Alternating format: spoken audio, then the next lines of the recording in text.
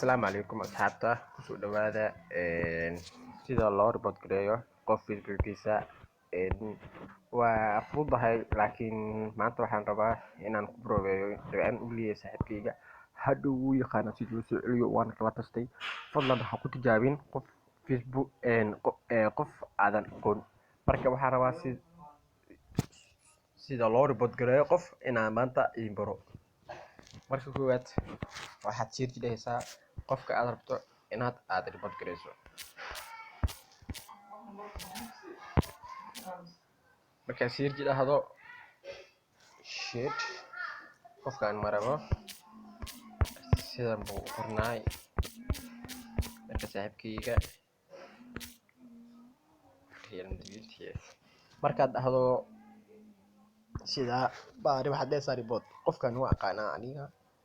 hadhowna aniga usoo celi doono insha allah waxaad dhehaysaa painting to someone friendly baad dhehaysaa friendly markaad dhahdo waxaad sii galaysaa sendi friendlyga marka ninkan ayaa tamaar dalab isticmaal daalib baa igu horeeyo usuun baa sinta ku dhahayaa report this profile baad dhehaysaa submit report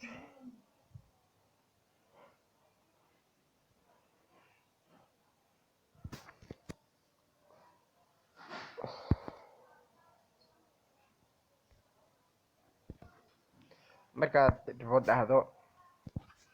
September February dhan ayaad dhehaysaa wax kale taamayso blog waxaas hawsha dhan iskaga dhiman marka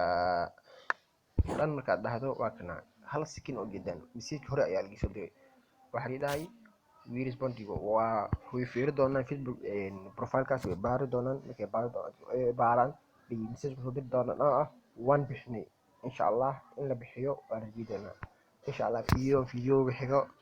waxaan kusoo diyaari doonaa sidii loo soo celiyo wala ciwaanka baa kusoo celi doonaa waa hawl aad fudud cilmi baro haysan laakiinse ha ku dhawaateenin qof aan waxba ka galabsan insha allah subscribe saara insha allah waa maasantihiin maca salaamo